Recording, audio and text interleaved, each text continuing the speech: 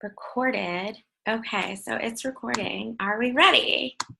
All right. This is a very, very special, I'm actually very special edition. My second annual, turning off my video. Cool. All right, so I'm super, super excited to do this webinar.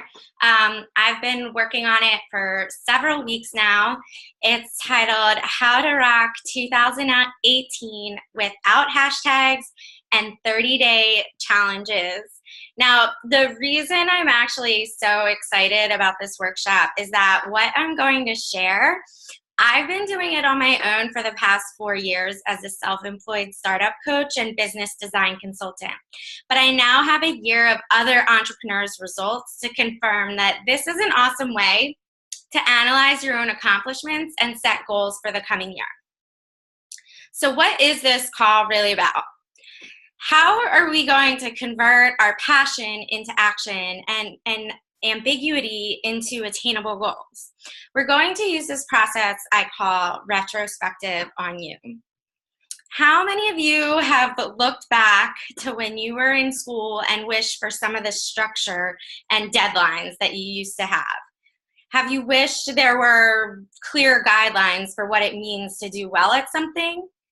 Unfortunately, as adults, it's up to us to really decide what is the best for us, what's attainable, what's realistic. Life as an adult is far more ambiguous than as a student. So I'm guessing for most of you, this is not your first webinar.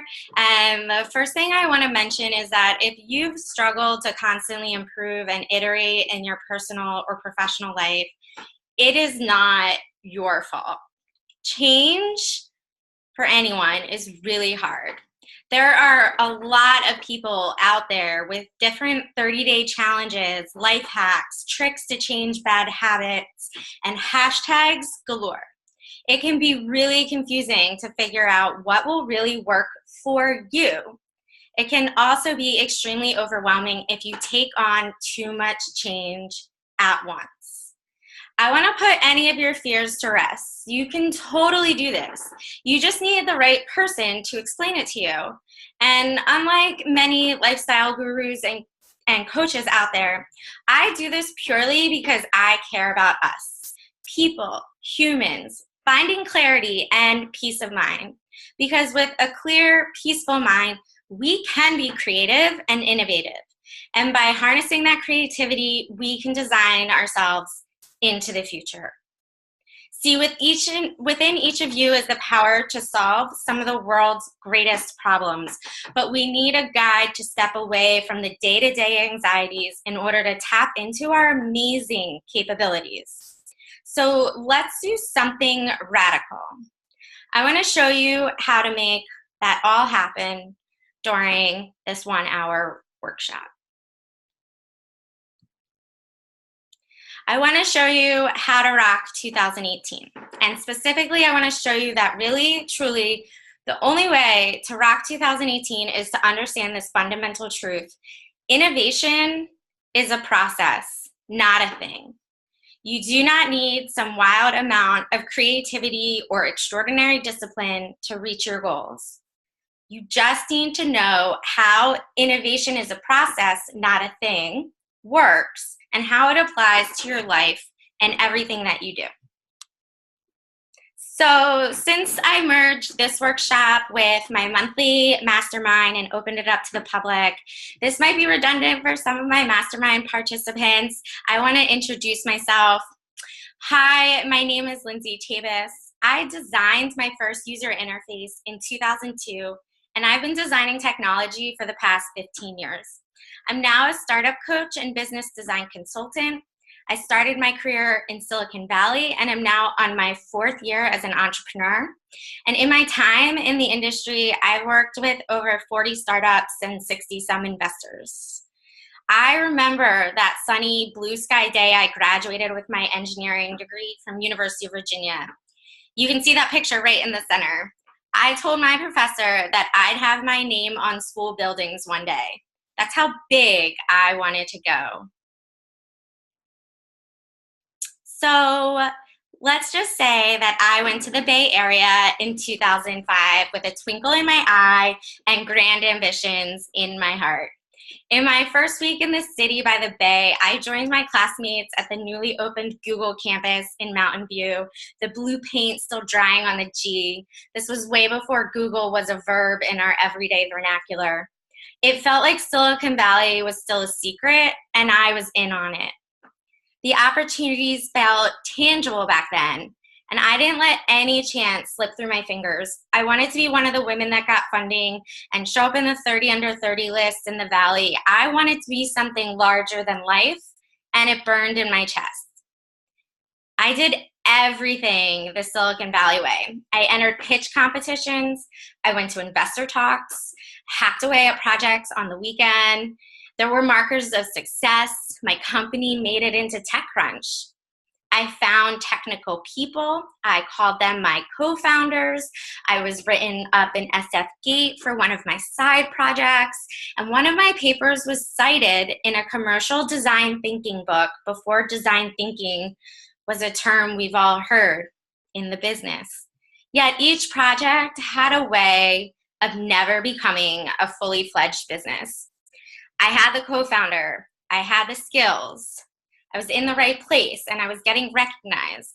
And somehow I kept making mistakes, and I started to believe that I just fundamentally was not good enough to succeed in Silicon Valley.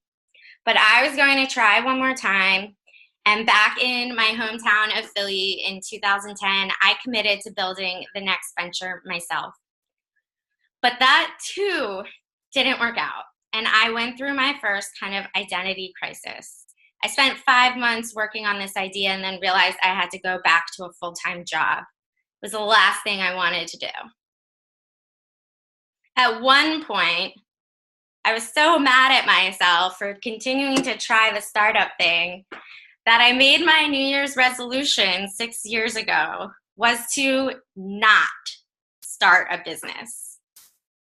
So eventually I moved to working at 2 startups in New York City, and the second was a startup designed for angel investment groups. And when I took that job, I thought, this is something I can really sink my teeth into. And when I started this company, I was committed to learning as much as I could about the fundraising process. We were also working with one of the leaders in agile software development to build our new product. So I was also going to learn about the process of building a tech product from scratch and how to do it in a truly agile way. I learned indeed there is a process for success.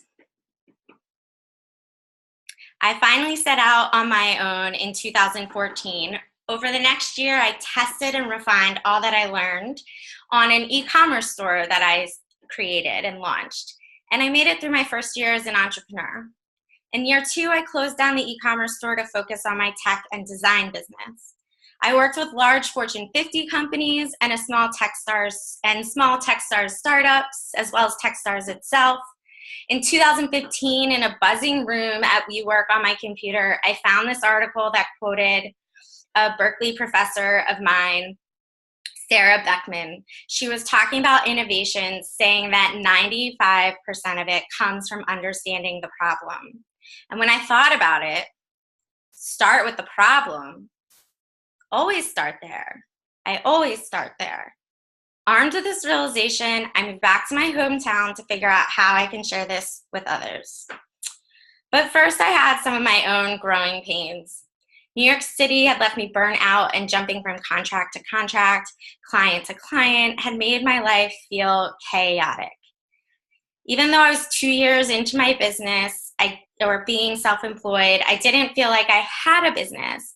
And the move, even to my hometown, left me feeling like I was starting from scratch. I was totally burnt out. I was totally burnt out, and I needed to lean into it instead of running away. And Louis C.K. kind of sums it up in this quote, that feeling lost is part of your path. So for 4 weeks, I didn't work with any clients. I hit this point where my goals felt unclear, and I wonder if you feel the same way sometimes. Like they seemed like goals I grabbed onto because they made sense, not because they were mine. I took this step back. It propelled me forward, but man, it was hard. So what did I do? I spent a significant amount of time reflecting because I had 2 years to look at. I went through journals. I highlighted important things. I added Post-it notes to pages where I had good ideas and thoughts, and I crossed out any writing that was no longer valuable. I followed my journey of what I had done, and I started categorizing my accomplishments and my failures. I used this tool that I'm going to share with you today called the Retrospective. It's an assessment technique that is part of the agile software methodology. It's often implemented really poorly on teams because in order for it to really work, you need to be introspective. And to be introspective and vulnerable with your teammates, your boss, your coworkers, that's really hard. But using it for yourself is amazing. So themes emerged, and I saw that I had a lack of focus, and I wasn't finishing projects, and most importantly, I didn't know how to manage myself as a business. And I'd done retrospectives throughout the year, but no real plans actually materialized in my day-to-day. So I set goals for 2016. My word of the year was focus, and it was transformative. I was going to learn the basic components of a business, fill in the gaps of what I don't know, and pick up skills I need to manage myself. So when I saw success in 2016, I was able to continually iterate on what was and was not working well for me. Learning was happening. I shared my process for the first time last year, and I saw others have their own breakthroughs. So maybe like this participant, their goals were too lenient. And sometimes they were too ambitious and unrealistic. For instance, I'll admit, I said I would do this webinar once every quarter in 2017, but I did it once at the beginning of the year and another time after Q1, and I didn't do it again until now. So some people found that they were focusing too much on the negative and had a lot of positive things that they needed to spend time appreciating. This is one of the biggest commonalities that I see coming out of this workshop. So throughout this year, I continued to refine my process. I leaned into my own problems, not just the problem or market space for each entrepreneur and the startup I worked with, but for my own business, my own personal development. My ability to respond to the change in my business and new information was tough at times, but my response time was so much faster.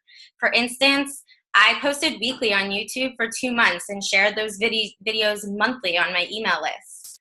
The work to do the videos became time consuming, and I couldn't see any direct connection between that work and me getting new clients. So maybe in a previous life, I would have told myself I had to stick with it for the full Q1, but I was tracking what I was doing and I could see it wasn't working, and so I could move on to something else.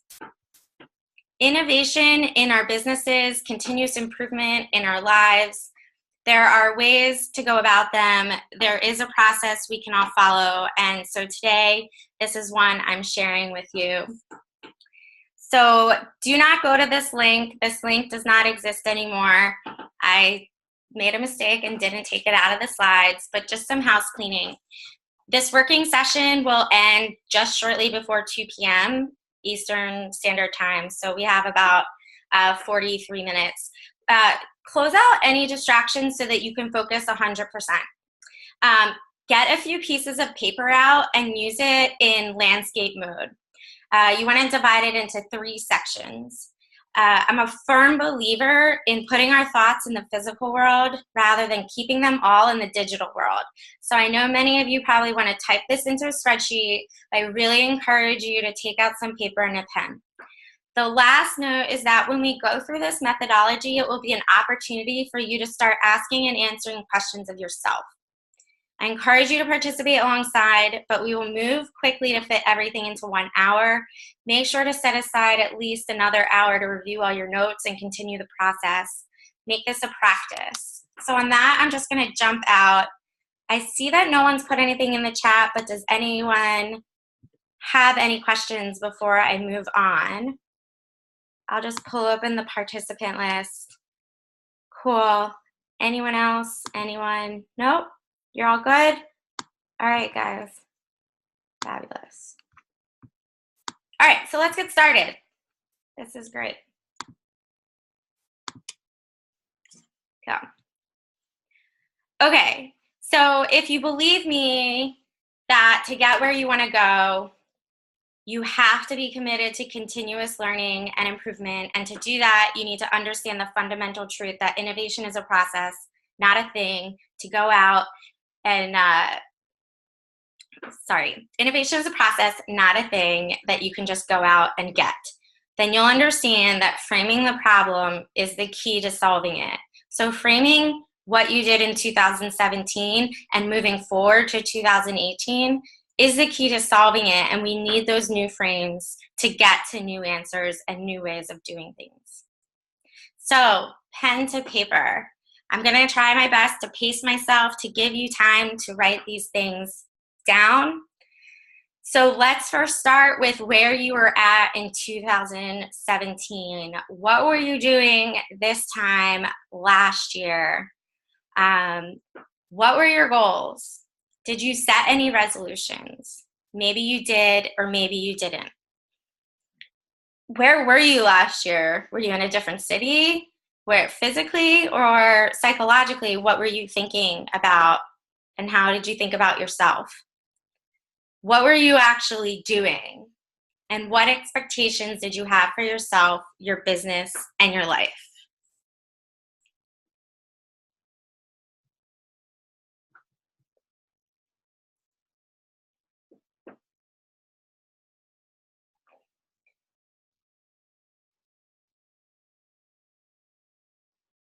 And again, if any of you guys have any questions, you should be able to send a question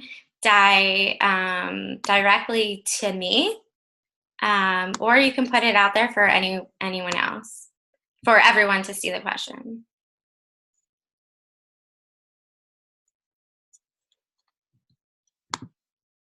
So we're going to think about your as-is situation. Maybe you think about what it was last year and where it is now, or maybe you just want to think about now. As is actually a term that comes out of an old school way of documenting technical requirements. You talk about what things are like now, as is, versus what you want them to be, which is the other term, in the future. So I just want to take a moment to see how you rate yourself. The following are the most common problems for startups and entrepreneurs, but I would say they apply to our personal lives as well. How do you feel about the structure around your personal and professional life? Most entrepreneurs in the startup world don't have a structured process for building their company. I'd say a lot of people, just for building themselves personally, don't have a process either. A lot of people are afraid of feedback. They're afraid to hear the negative. Have you been open to feedback? Have you become more open to feedback over the past year? Because only with feedback, both positive and negative, can we constantly improve. And what are your thoughts on failure? Most people are really scared. And I might say this a few times, but in life, I really believe there's really no failure. There's just learning lessons. So what are your thoughts on failure? Are you pushing yourself?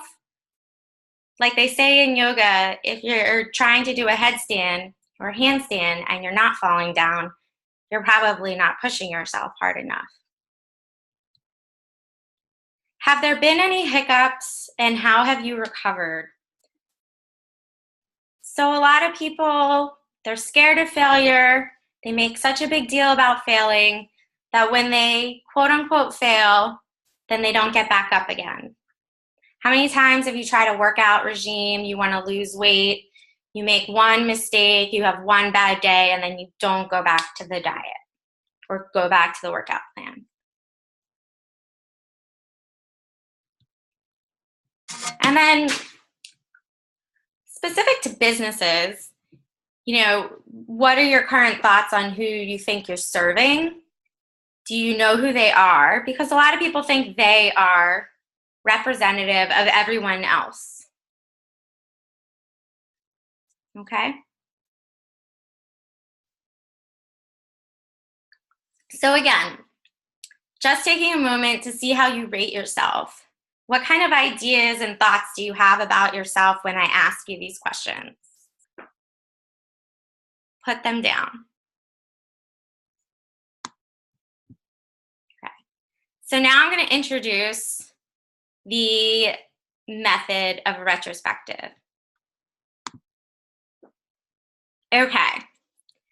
So this is how we're going to reflect. You wrote a bunch of things down on a piece of paper.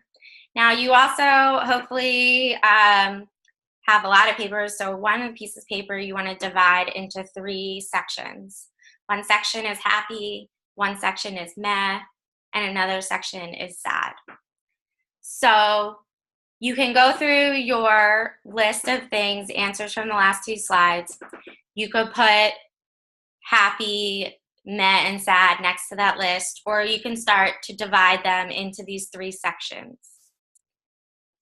What we're going to do when we talk about what it means to be happy, it's like, what went well? What are you proud of? You want to list your successes here. Where did you make improvements? In the meh column, what was just okay? What was neither great nor so bad? And in sad, it's like, what didn't go so well? What did you try that didn't work? And list where you think you quote unquote failed here. Now, some people always ask, like, what goes in the meh column? There are some of us that will fill up the sad, fill up the happy, and put nothing in the meh, and that's okay. But others of us feel a little bit of range of feelings. Maybe something didn't go so well, but it just wasn't important to you, so you put it in the meh. So there's categories of our lives, and this is, I broke down the way we're going to go about these into these 5 categories so that we can kind of analyze each section. And everyone has something in each area of their lives, each of these areas, that they can think of that's positive or negative. Okay, so let's start with our health. It's an easier one to get started with. So here's the question. What did you do well when it came to taking care of yourself? Did you go to the doctor? Have you stuck with an exercise regime? Did you have any injuries? In 2016, I broke my finger. So, that was kind of frustrating.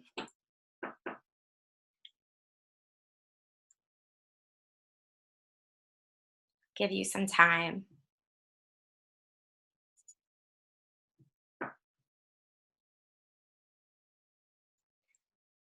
So now I'll show you, I'll give you an example about how you might think about this. So, happy, 2016, I started this allergy immunotherapy thing and didn't really stick with it, but this year I have, so I'm really excited. I broke my finger in 2016 and my foot in 2014. So 2017, I did not break any bones. That's exciting. There was a point this year that I was exhausted. I built a program that has over 300 pages of skill building exercises, putting everything I know into this program. I was exhausted, and instead of pushing myself harder, I took the time off, and that is really awesome. On the meh side, I think anyone can relate. I have some clothes that I wish fit me, right? So maybe I would like to work on this. My mindfulness and meditation practice is improving, but it's still not very consistent. So I feel okay about it. And on the sad side, I wish I was doing more things that I love, like tennis and hiking. I keep telling myself to get back into running, and maybe I should stop because I'm just not into it. It was a past lifetime. So I'm going to pause again and give you guys some time to think through what you would put in these columns for your health. Remember that your number one priority in life has to be yourself. If you're not healthy, if you're not taking care of yourself, no one is. And the best thing you can do for your business, for your life, for your family is to take care of yourself and make sure that you are healthy.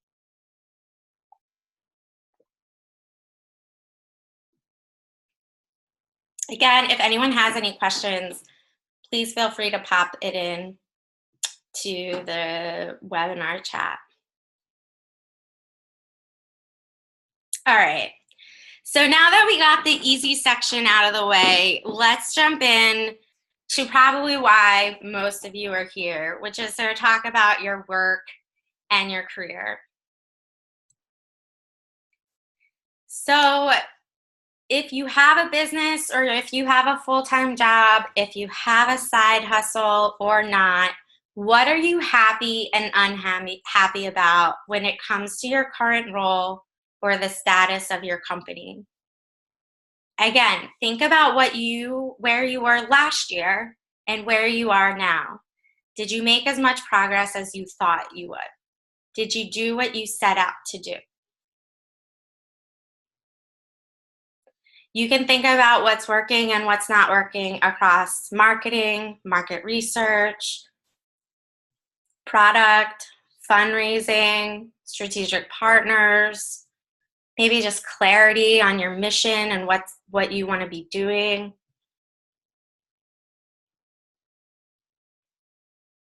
Do you feel like what you're working on, whether again your business or a full-time job, is it in line with what you really want to be doing?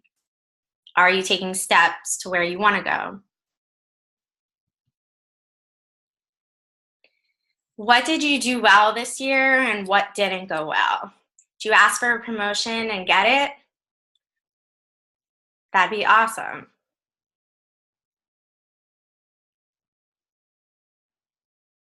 Did you spend many months working on a strategic partnership that didn't pan out? Did you ignore red flags? What did you stress about? Where was there like a lot of anxiety, and maybe was the fretting necessary? Is there a lesson that you can learn from this?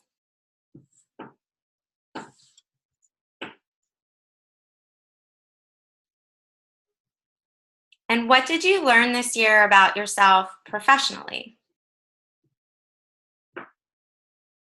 So as you're answering these questions, think about projects, your professional relationships, new and old, networking, new opportunities.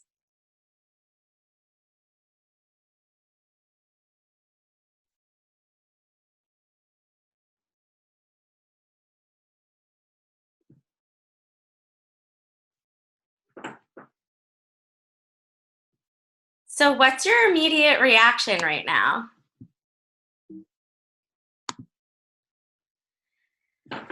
A lot of things come to mind when we think about our ability to progress. So you might have some visceral feelings, some emotional feelings. Maybe you're feeling surprised you did better than you thought. You are feeling disappointed because you lost track of a specific goal or intention. We don't really want to dwell here. If you dwell too long in these feelings, this mucky muck, then we can't get to the part where we set intentions and say, I'm not going to do that anymore. I'm going to do something better. So I'll give you some examples of my own. I trademarked the Lady Engineer. That was really exciting. I launched a new website. I ran a private beta of my new program. Like I mentioned before, created 300 plus pages of skill building workbooks, which was a really large project to take on. And I started this private Facebook group, community, and mastermind that I can now, grow and help others through. So what I'm kind of mad about is that I probably have 4 different websites right now. Lindsay Tabis, Lindsay T, Tabis Consulting, and I feel like maybe I should figure these websites out. I know they're just not a priority as far as my goals, so I'm just like kind of mad about it. I haven't figured out a way to love writing, so a lot of people say they like my writing. I only do my writing when like I feel inspired, and I wish that I could change my mentality about writing.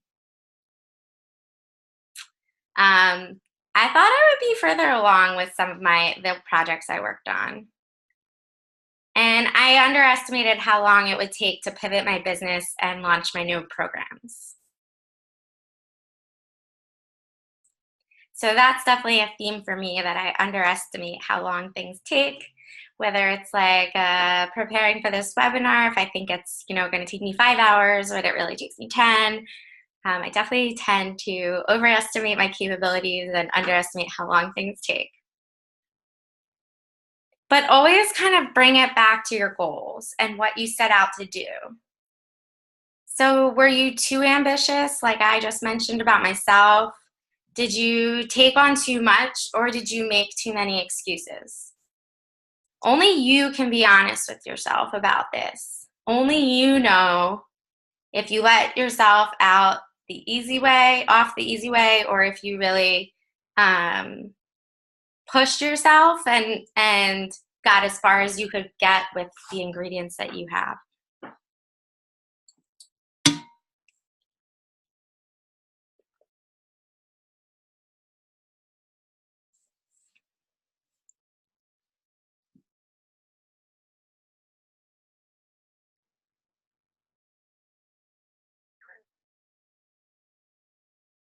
So here's another doozy, and we'll get this one out of the way. Finances. Most entrepreneurs wish there was more money. So what are you happy and unhappy about when it comes to your current financial situation? If you raised money, that's something to be really happy about. If you kickstarted some recurring revenue, another thing to be happy about. If you invested in yourself, that's another thing to be happy about. Which decisions about your spending were good, and which were maybe you'd label bad? Were you stressed about money this year? What did you do about that stress? So did you keep a budget, and how did you do trying to keep that budget?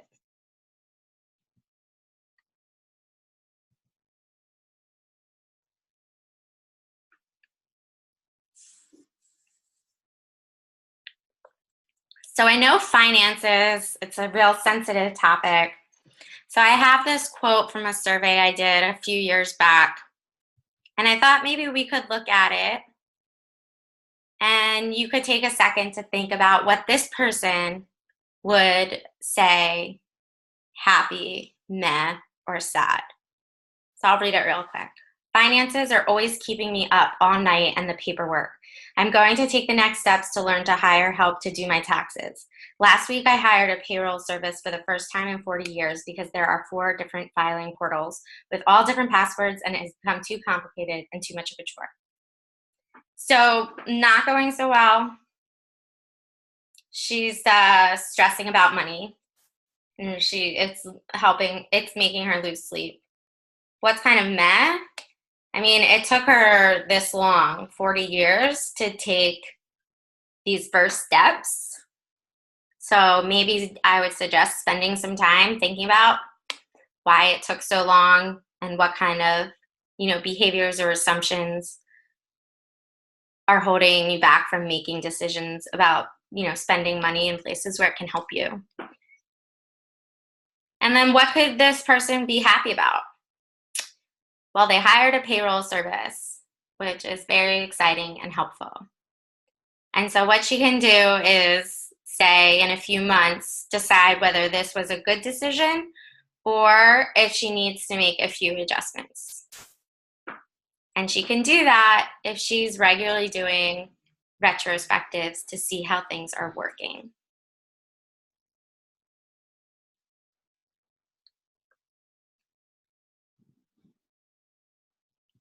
All right. So this might get easier, harder, depending on what transpired. Family, friends, and relationships.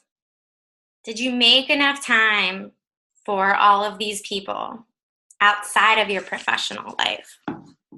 I know for entrepreneurs, it can be easy to kind of cut off hobbies, cut off personal care, cut off spending time with friends that, aren't also entrepreneurs. So it's important to make time for these people.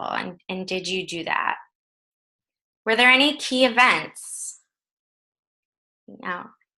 Engagements, weddings, holidays, vacations. But here's a really important question, because life is stressful enough. Are you spending time with friends that pay dividends? I know that that's a weird way to think about your friendships, but when you give your friends time, your time, precious time, and energy, you better be feeling something positive in return. Now, it's not always an equal distribution. You're not going to get a dividend payout every single month. But are you investing in the right relationships? Or are you wasting your time on people that don't make you feel good? There's a sociological term called homophily. Birds of a feather flock together. You hear quotes like, you are the sum of the 5 people you spend the most time with. In order to get better, spend time with people that are where you want to go. So this is your time to check in with who you're spending time with and if they're really helping or hurting. There's some situations that you just can't do anything about, but make note of them and recognize that it is an act stress in your life.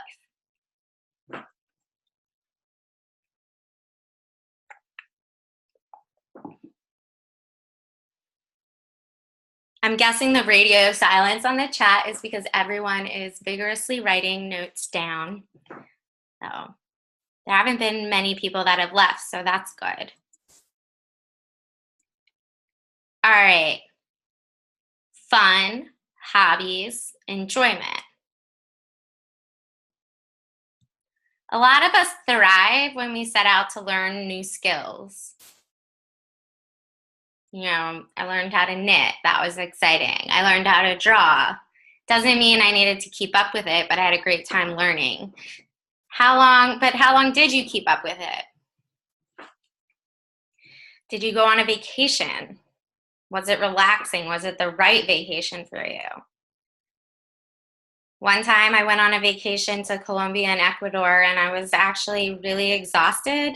And so it was the wrong vacation for what I needed at the time. Did you take enough time off of work? It's so easy in our society right now to brag about how much vacation days we get to carry over to the next year. And that, in my opinion, is not anything you want to brag about. You should be taking your vacation. You should be taking time. Did you read anything? Does that matter to you?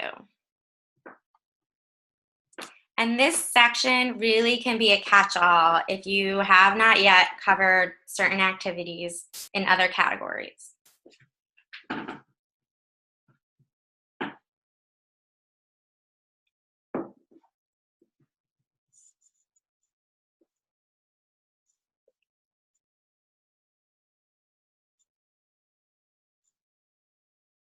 Okay, so remember at the beginning of the presentation, I asked you where you were last year, what your goals were, what you were hoping to accomplish. So my question to you is, did we cover all of your goals? So look back at your notes. So Shira just said the Met is challenging. Sometimes I don't really know what to write there. Um, that is totally okay. Some of us are very objective, like the world is black and white, and some of us are very like lukewarm, and there's a continuum. And don't feel bad if nothing is in the meh column. So if we didn't cover all of your goals for 2017, take a minute to jot down some of your own observations using the happy, meh, sad format.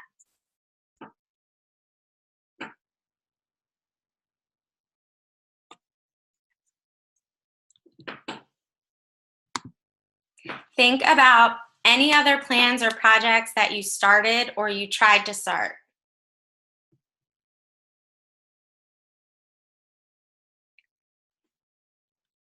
Did you achieve some part or all of each goal that you set?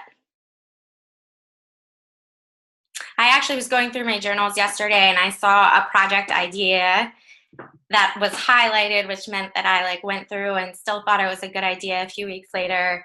But now, 6 months later, I wrote next to that note, I said, I'm so glad I didn't work on that project. And that's actually a happy thing that I, continue to ruthlessly focus on what's most important. How much progress did you make? And what may have held you back? So I know that looking at what I do, and I know that a lot of other people can relate, is that I set these lofty goals, and along the lines of these 30-day challenges is like, oh, I'm going to do this new habit every single day. And that's really unrealistic for the large majority of us.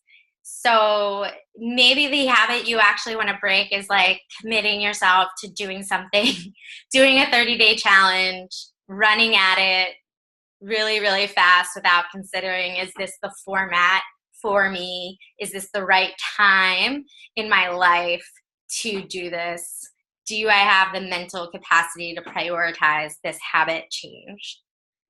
So if you say, I'm going to watch 5 new movies every month, or I'm going to read 5 new books every month, was that too lofty? Do you need to adjust? Maybe you don't need to be mad at yourself, because the reality is it's like not that you didn't follow through on that specific goal. You just set a goal that was kind of unrealistic for yourself, and you should be more reasonable, right? Learning to be more reasonable with yourself is definitely a new habit that some of us can learn. So continue to add to your happy, meh, and sad columns. And my question for you, as we hone in on the last 10 minutes, is there anything else? Do you have any other questions? You can put them in the chat.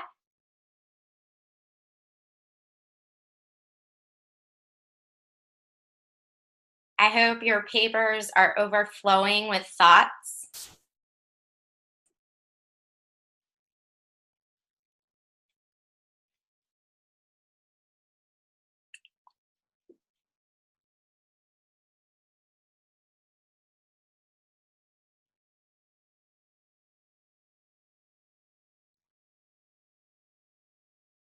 One thing that I'm thinking about right now are, what are the things that you achieved that you didn't set out to achieve at the beginning of the year? So much can change in a matter of 12 months. For instance, I had no intentions of buying a house in 2017, but that actually happened.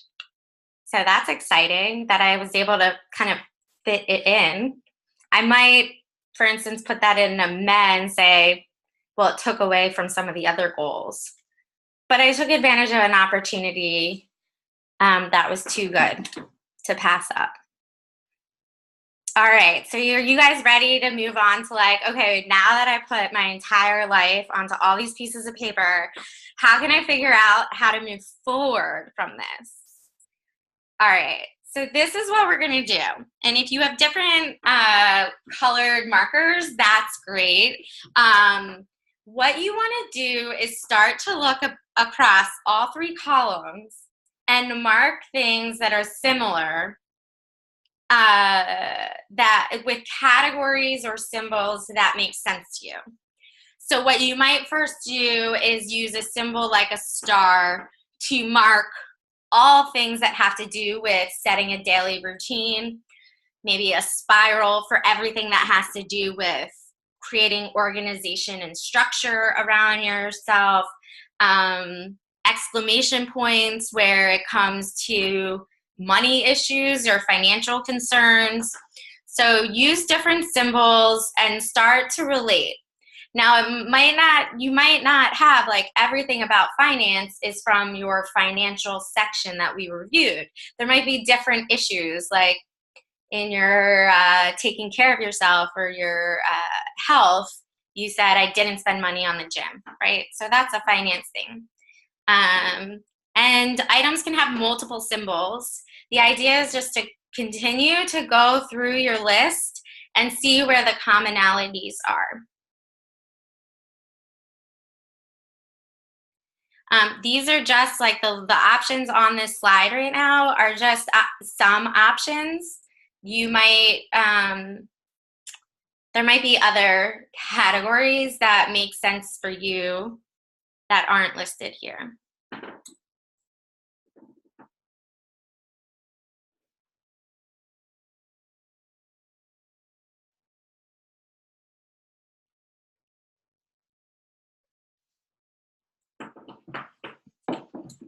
Okay.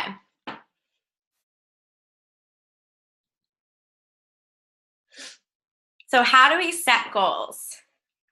This is the flip side of the retrospective method. So you could just look at each of your symbols and come up with goals in a regular format. But this is a great format to start thinking about, which is start, stop, continue. So hopefully you have a few pages left, a few blank pages.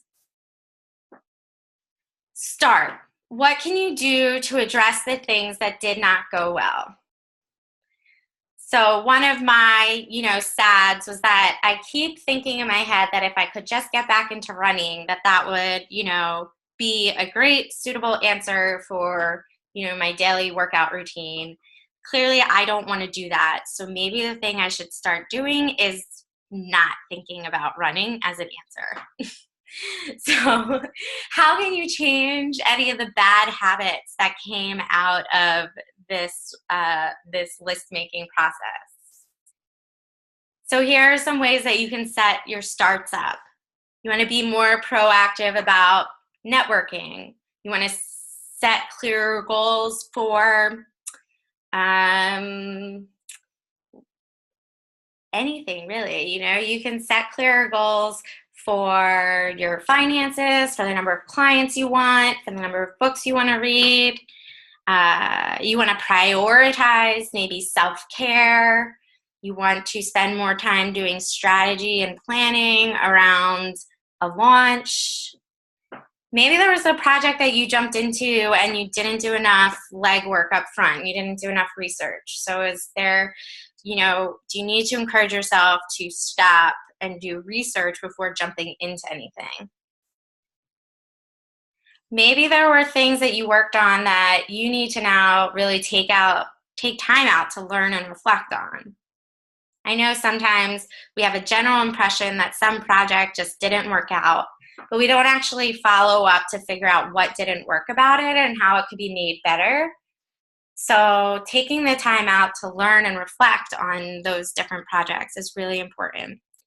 And maybe there's a topic that you need to really learn about that's hurting you. The things you want to stop. What were your bad habits?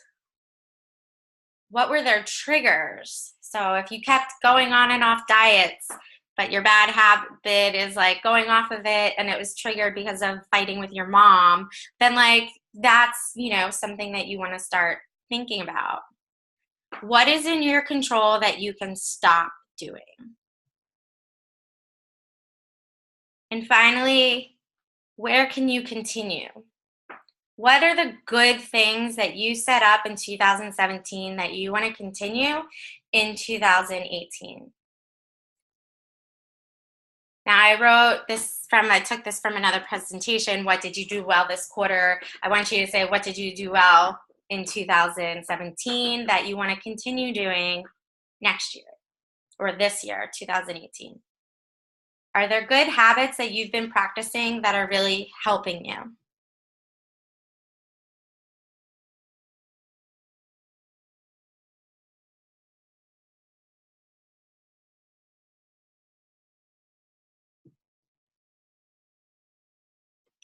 So this is what you're going to want to do.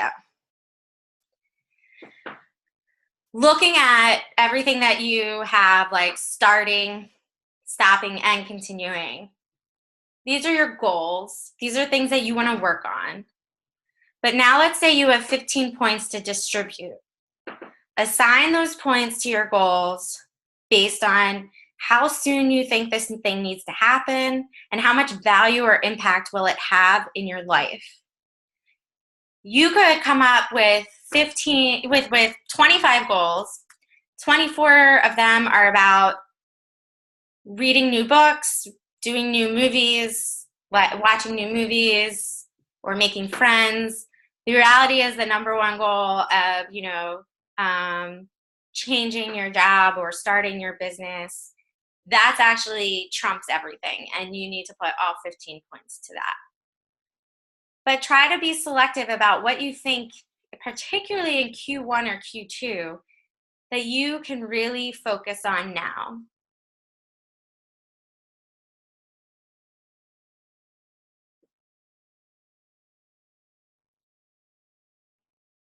Finally,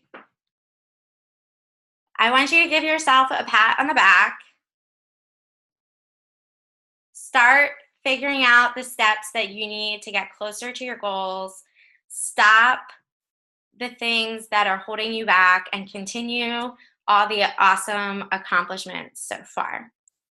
So with that, we've like about 2 minutes left because I gotta hop off early.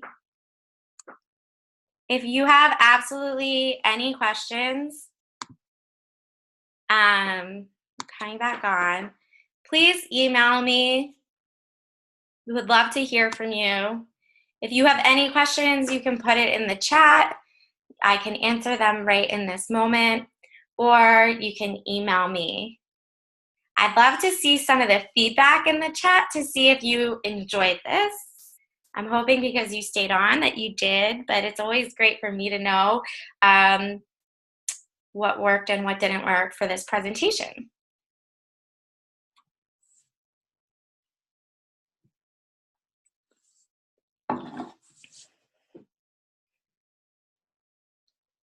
I think you should all be really happy with yourself for putting this hour aside. And like I said in the beginning, you might want to put another hour aside. I'll put this video up on YouTube. You can rewatch it. You can skip all the parts where I tell you about myself. Thank you.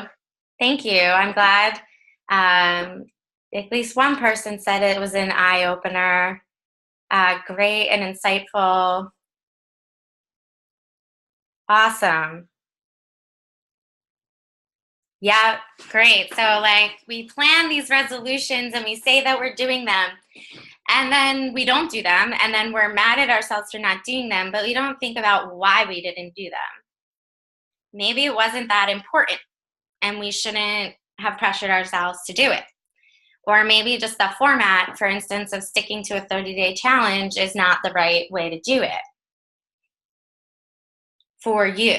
So think about what works and what doesn't work for you. And on that note, I am going to say goodbye. Thank you again for all of you joining me, taking the time out, letting me share this process with you. I'd love to connect with you. Feel free to email me, and I probably will send out a survey on Monday or Tuesday just asking for feedback, finding out if I should try again and do this quarterly so that we can all keep up with our goals. I actually have a separate format that I coined for the Q1, so it's not all the same every single time.